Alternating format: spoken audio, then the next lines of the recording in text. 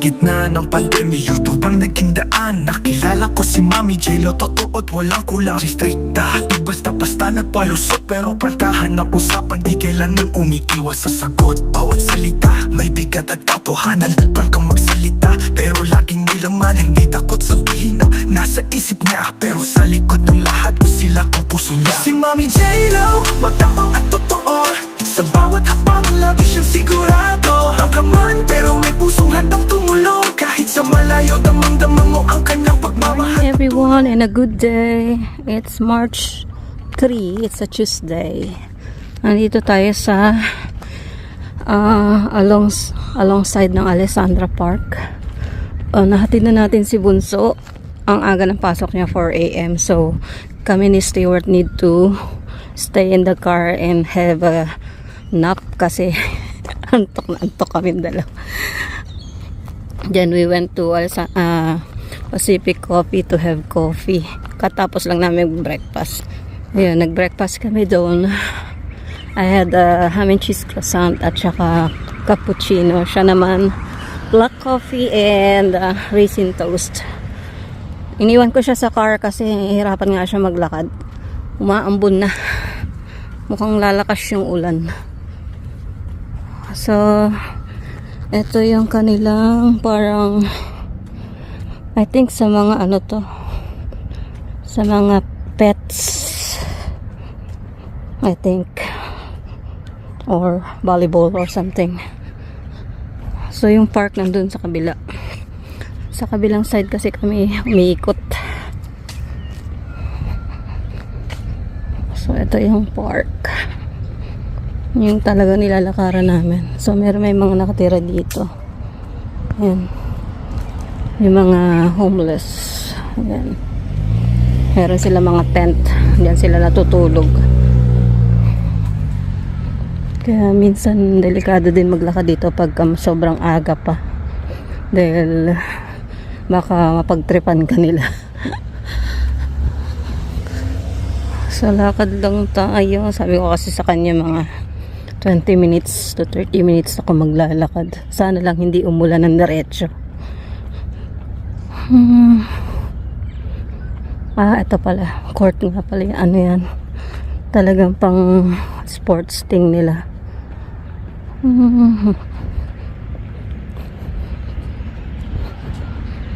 I think pang volleyball. Pwede sila dyan. Good yan. Ayun, so hopefully makarent tayo ng kotse kasi nakakahiya istorbohin si Stewart. Kasi ang mangyayari pagka siya ang mag-drive, ang mangyayari kasi sasabay sa amin si follower ng 4 o'clock or 4:30 kung ang pasok ni Bunso ay 5 o'clock. Ang aga niya gigising, tapos yung appointment niya is 9 pa. Yung problema namin kung kung kakayanin niya yung ganong kahabang oras ang paghihintay. Kaya sabi ko, sana makakuha ng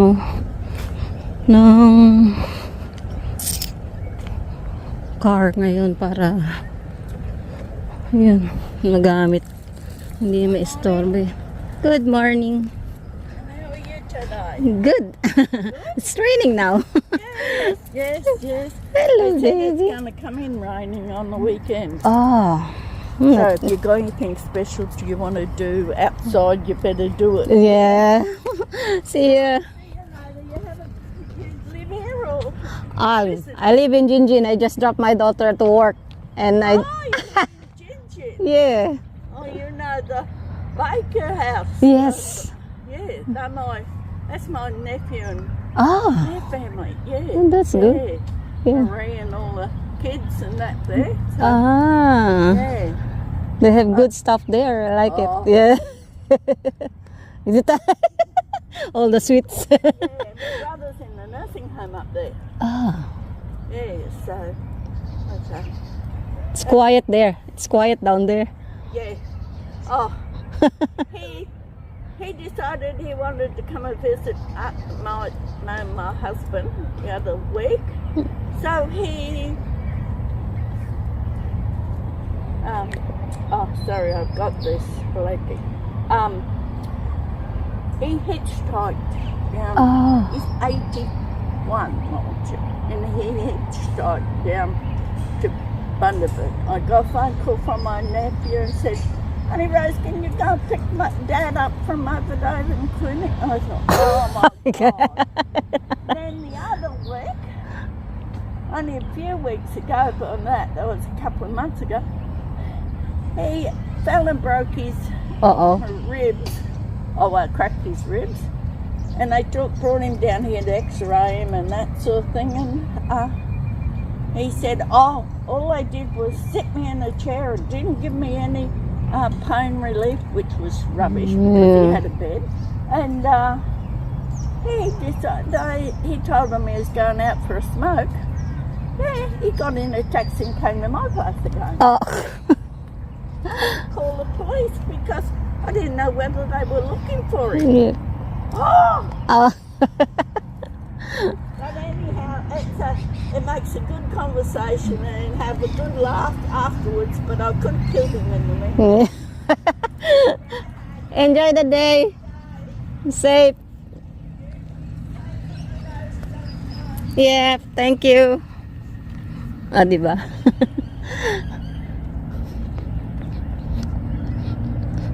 Umuulan na.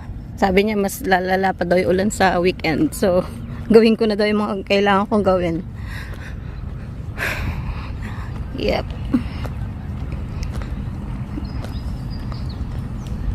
It's raining. Guys. So, yun na nga. Back to our topic earlier.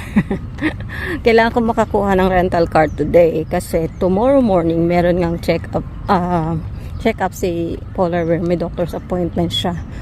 At the same time sa dietitian niya kasi nga monitor yung kanyang sugar para sa kanyang diabetes. And what else? Siguro magre-rent lang kasi willing naman si Stewart mag-drive. Although ayaw niya talaga paggamit sa akin yung kotse kasi natatakot siyang maaksidente daw ako at masira yung kotse niya. Masyado kasing malaki yung car niya. Prado kasi yun eh. Kaya Prado. Kaya medyo alanganin daw. Natakot siyang ma-drive. Hindi ko pa naman nasubukan kasing i-drive yun. Ayaw niya paggamit sa akin. Kaya ayun, we'll see. Pero sabi niya, kung may mga doctor's appointment pa daw. Sabi ko, wala naman so far kasi lahat naman na sa April yung iba. So ngayon lang talaga yung kanyang appointment for tomorrow. Kaya kailangan namin ng kotse. Siguro magre-rent lang ako until Friday. Tingnan ko lang talaga kung makakuha ako today kasi fully booked yung mga tinawagan namin kahapon na mga maintenance, mga mechanic, wala, fully booked sila until Easter. So sana yung rental car ay hindi naman ganun. So ito yung ating laging nilalakaran pag nandito tayo sa Alexandra Park. Yan yung zoo. I will close up. Ayan yung zoo. Ayan. So walk muna tayo. Walk and walk.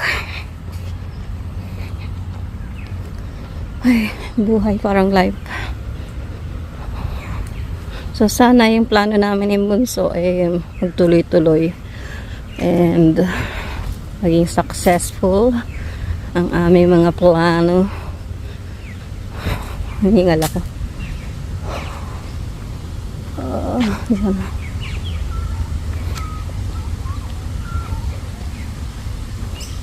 Lakad tayong konti kasi 7:35 ba ako nag-start. 10 minutes pa lang. Still have a long way. Okay. 7:59 na. 30 minutes na rin akong lakad. At 2.5 steps. Hingal ako. Ayan, train. My train. Cargo train. My cargo train. Ayun. Hingal ako. Pagod. haba. Ang haba ng cargo trains. Ayan yung mga international na mga supplies galing ng city, either Sydney or Brisbane.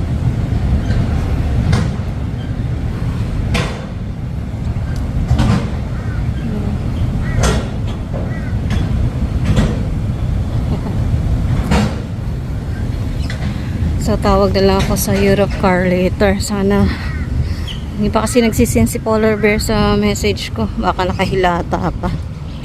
So ngayon, ipabangon na yun kasi 8 o'clock. Inom siya ng gamot.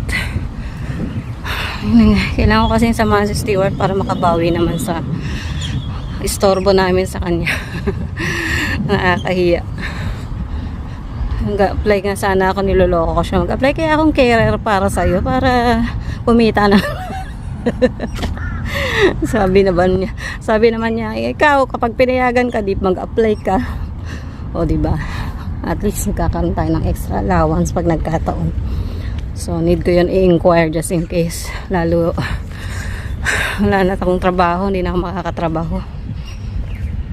Kailangan natin ng pera. At marami akong kailangan pang bayaran. Ay, ang ganda ng paligid. Maganda yung weather kanina, maambon-ambon. Minto na siya. Ano nga yung weather namin yan? Moody. Ayun yung ano, mga parrots. Ayun, may parrot lang. Kita niyo. Ayan siya. Yan kasi yung zoo. Good morning! Ayun, dalawa sila. Yan yung gusto kong alagaan. Kaya lang malaki sila masyado. Makakatakot sila. Kakatsu. Mayroong ano dyan. Purple. Neon. Kailangan mo lang siya i-connect sa iyong app. Kasi kailangan mong bayaran yan. Kung ilang minutes mo siya gagamitin.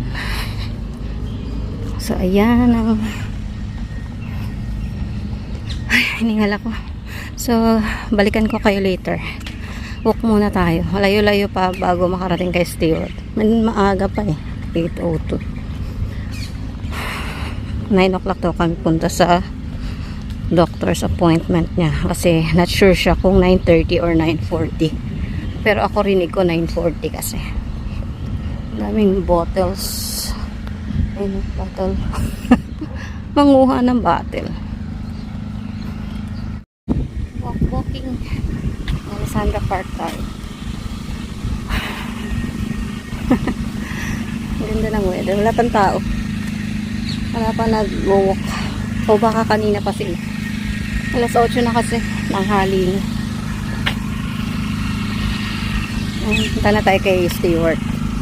Kaso 8 o'clock pa lang. Magko-contact na lang ako ng rental car. Total open na sila ng 8 o'clock. So, I'll get back to you.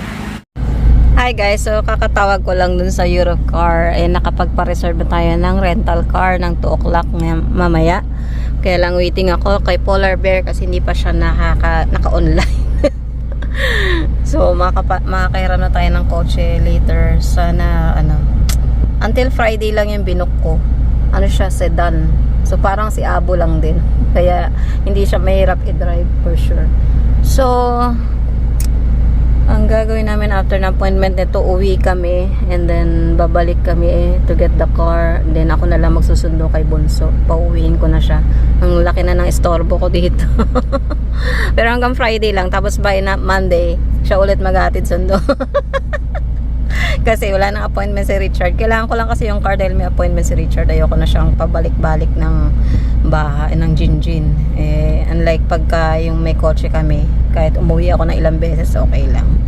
So, see you later kung anong car natin later. Dito na kami ulit. Punta na kami doon sa anesthesiologist niya. Meron siyang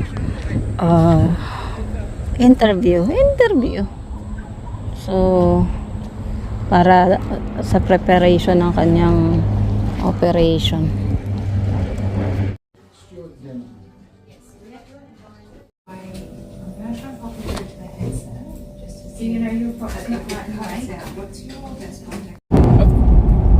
You've arranged this car, have you?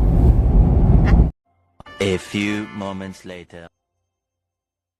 Andito na tayo sa rental car. I need to get the car na. Sedan daw eh. Pero alam ko white siya. Not sure kung alin dito. Pero nakikita ko na ayun. Sana yun. Sana yan siya. Sama ko si Stewart. Ha? Stay there.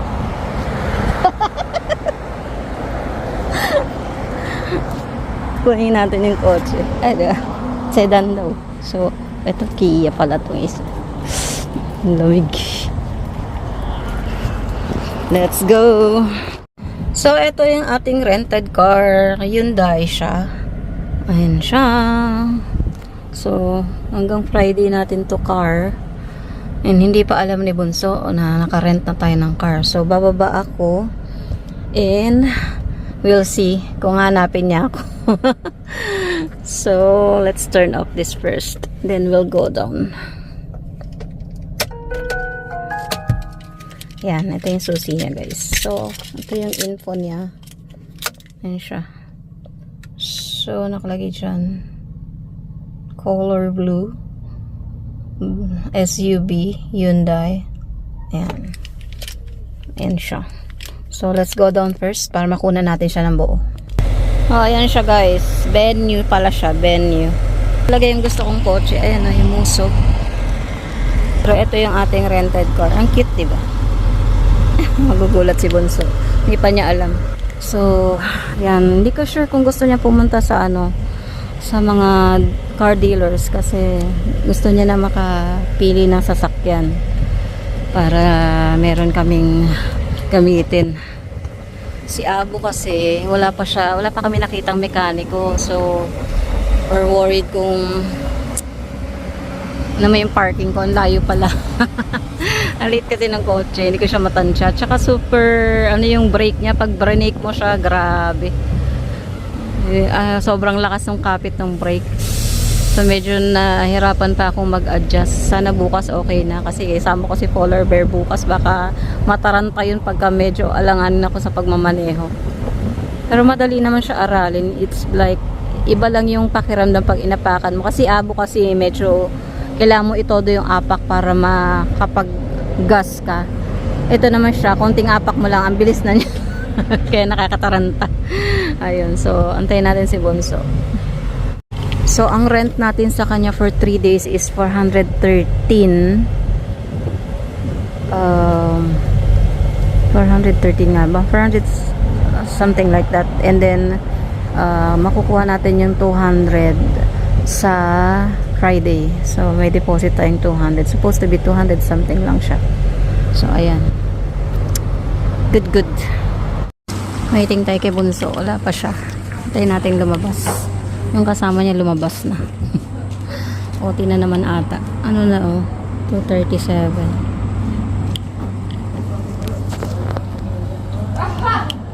Lalabasan na sila. Hintayin natin si Bunso. Labas na yun.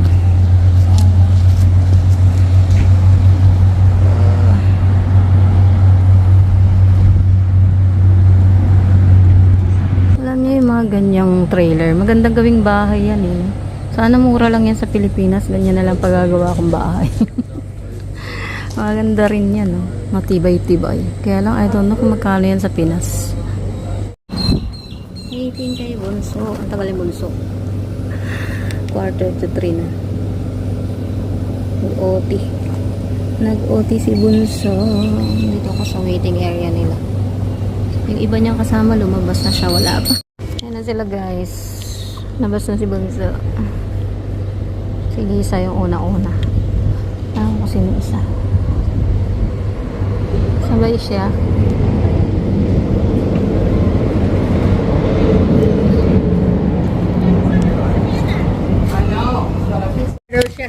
Bumili na daw siya.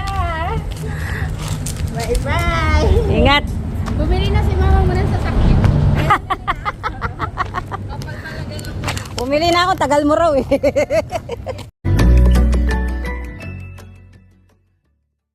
Siyempre, video. Dito na kami sa Kia guys. Ito yung mga, ayun yung puti. O gusto mo ganun? Taas man. Saan ba entry nito? Ay, yung big door.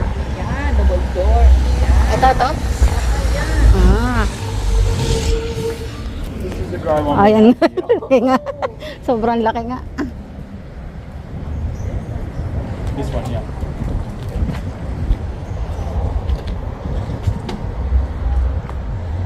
More than welcome to open up it.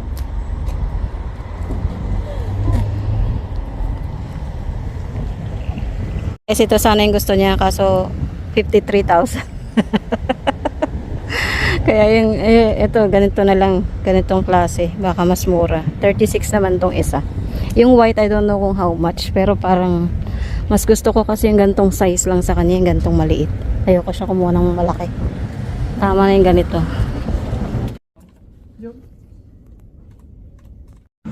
Ito pala yung kotse namin guys na ni-rent. Ayan. Ayan siya. So, until Friday namin to gagamitin.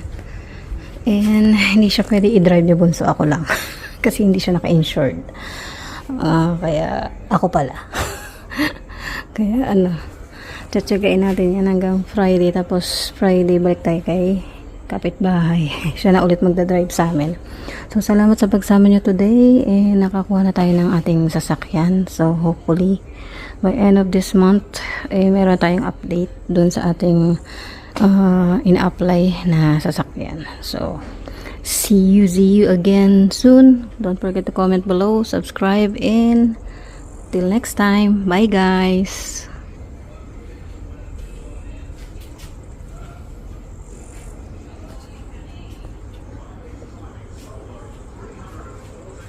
Subscribe to JLo Cyril Pinay Living in Australia channel to stay updated on her videos.